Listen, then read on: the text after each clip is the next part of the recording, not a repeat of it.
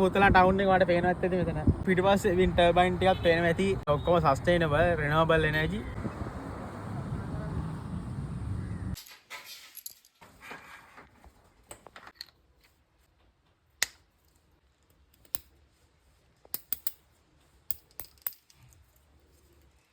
අර මෙතනටත් එකක් කියන්න ඕනේ. ප්ලස් එක. right.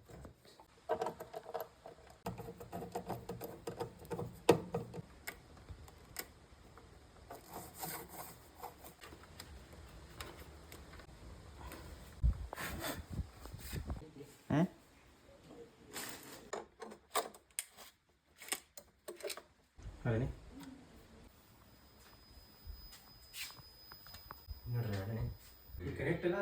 ඉතින් ඔයා දැක්කා මෙතන තියෙන day on grid hybrid inverter එකක්. ඉතින් මෙතන ඕෆ් ග්‍රිඩ් විදිහට තමයි දුවන්නේ. මෙහෙ අද පුත්තලන් ඉන්නේ. මෙතන CB නැහැ. ඇත්තට CB නැහැ. එතකොට සෝලාර් තියෙනවා.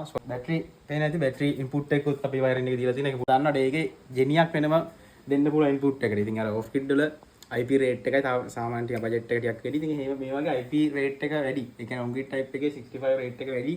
ඉන්වර්ටර් යන්න පුළුවන්. ඉතින් සෝලාර් යුනිට්ස් ගන්න හරියට නැති වෙති. ඉතින් එහෙම ප්‍රශ්න තියෙනවා නම් වෙනදා වගේ අපිට කතා කරන්න පුළුවන්. ccebrothers.lk Solar and Innovations.